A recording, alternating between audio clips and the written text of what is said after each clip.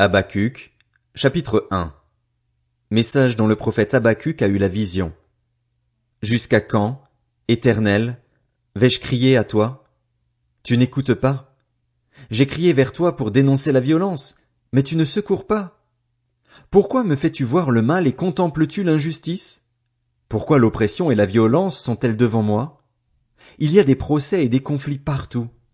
Aussi, la loi est sans vie, le droit est sans force, car le méchant triomphe du juste et l'on rend des jugements corrompus. Jetez les yeux parmi les nations, regardez et soyez saisis d'étonnement, d'épouvante, car je vais faire à votre époque une œuvre que vous ne croiriez pas si on la racontait. Je vais faire surgir les Babyloniens.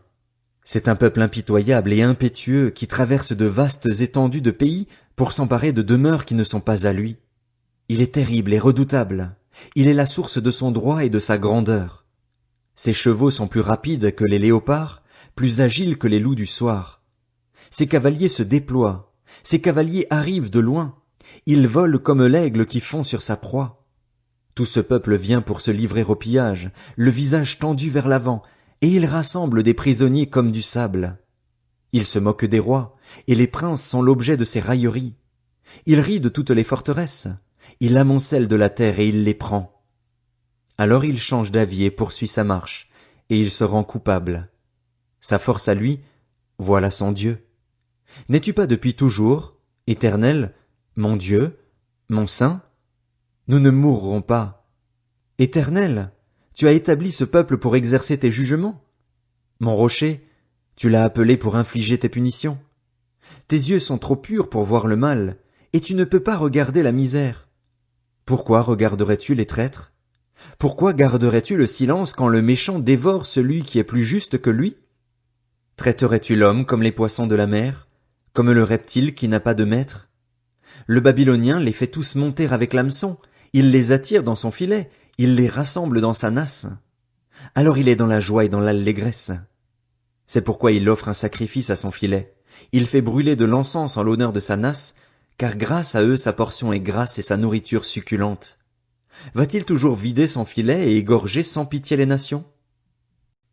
Habacuc, chapitre 2. Je veux être à mon poste et me tenir sur la tour. Je veux veiller pour voir ce que l'Éternel me dira et ce que je répliquerai à mes reproches. L'Éternel m'a répondu et a dit, mets la vision par écrit, grave-la sur des tables afin qu'on la lise couramment. En effet, c'est encore une vision qui concerne un moment fixé. Elle parle de la fin et ne mentira pas. Si elle tarde, attends-la, car elle s'accomplira certainement. Il est plein d'orgueil, celui dont l'âme n'est pas droite, mais le juste vivra par sa foi. Certes le vain est traître, l'arrogant ne reste pas tranquille, il élargit sa bouche comme le séjour des morts, il est insatiable comme la mort. Il accueille toutes les nations, il rassemble auprès de lui tous les peuples. Mais tous feront de lui un sujet de proverbes, de moqueries et d'énigmes. On dira, malheur à celui qui accumule ce qui n'est pas à lui. Jusqu'à quand? Malheur à celui qui augmente le fardeau de ses dettes. Tes créanciers ne vont-ils pas se lever tout à coup? Tes oppresseurs ne vont-ils pas se réveiller? Tu deviendras leur proie. Puisque tu as pillé beaucoup de nations, tout le reste des peuples te pillera. En effet, tu as versé le sang des hommes, tu as commis des violences dans le pays contre la ville et tous ses habitants. Malheur à celui qui amasse pour sa maison des gains malhonnêtes afin de placer son nid sur les hauteurs, pour se garantir de l'atteinte du malheur. C'est la honte de ta maison que tu as décidée en détruisant des peuples nombreux, et c'est contre toi-même que tu as péché. En effet, la pierre crie du milieu de la muraille, et le bois de la charpente lui répond. Malheur à celui qui construit une ville avec le sang, qui fonde une ville avec le crime. Cela ne vient-il pas de l'Éternel, le Maître de l'univers? Des peuples travaillent pour du feu, des nations s'épuisent pour du vide. En effet, la terre sera remplie de la connaissance de la gloire de l'Éternel, tout comme le fond de la mer est recouvert par l'eau. Malheur à celui qui fait boire son prochain, à toi qui verses ton outre pour l'enivrer afin de voir sa nudité. Tu t'es rassasié de mépris plus que de gloire. Bois aussi toi-même et découvre-toi.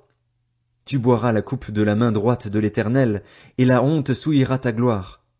Oui, les violences faites contre le Liban retomberont sur toi et les dévastations des bêtes t'effrayeront, parce que tu as versé le sang des hommes et commis des violences dans le pays contre la ville et tous ses habitants. À quoi sert une sculpture sacrée? Pour qu'un ouvrier la façonne? À quoi sert une idole en métal fondu et qui enseigne le mensonge? Pour que l'ouvrier qui l'a faite place en elle sa confiance au point de fabriquer des faux dieux muets? Malheur à celui qui dit à un morceau de bois, lève-toi, ou à une pierre muette, réveille-toi. Donnera-t-elle instruction? Elle est garnie d'or et d'argent, mais il n'y a en elle aucun souffle de vie. L'Éternel, lui, est dans son saint temple. Que toute la terre fasse silence devant lui. Habacuc, chapitre 3. Prière du prophète Habacuc, sur le mode des complaintes. Éternel, j'ai entendu ce que tu as annoncé, je suis saisi de crainte. Accomplis ton œuvre dans le cours des années. Éternel, dans le cours des années, fais-la connaître, mais dans ta colère souviens-toi de ta compassion. Dieu vient de Théman, le Saint vient des monts de Paran. Pause. Sa majesté couvre le ciel et sa gloire remplit la terre. C'est comme l'éclat de la lumière, des rayons partent de sa main, là réside sa force. Devant lui avance la peste, et la fièvre marche sur ses traces. Il s'arrête, et de l'œil il mesure la terre. Il regarde, et il fait trembler les nations. Les montagnes éternelles se brisent, les collines anciennes s'abaissent. À lui les sentiers d'autrefois. Je vois les tentes de l'Éthiopie réduites à rien, et les tentes du pays de Madian sont dans l'épouvante. L'Éternel est-il irrité contre les fleuves? Est-ce contre les fleuves que s'enflamme ta colère?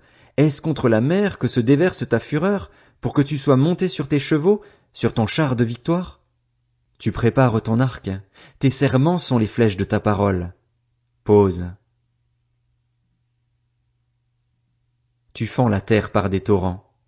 À ton aspect, les montagnes tremblent, des trombes d'eau s'abattent, l'abîme fait entendre sa voix, il lève ses mains en haut.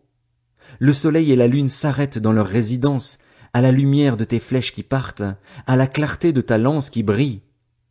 Tu parcours la terre dans ta fureur, tu écrases les nations dans ta colère. Tu sors pour délivrer ton peuple, pour délivrer celui que tu as consacré par onction. Tu brises le faîte de la maison du méchant, tu la détruis de fond en comble. Pause.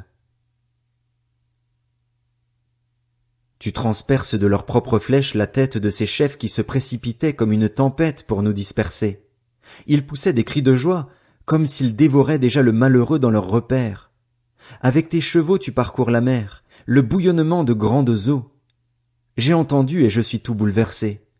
À cette voix, mes lèvres tremblent, la pourriture vient dans mes os et mes jambes tremblent. Sans bouger j'attends le jour de la détresse, le jour où notre assaillant marchera contre le peuple.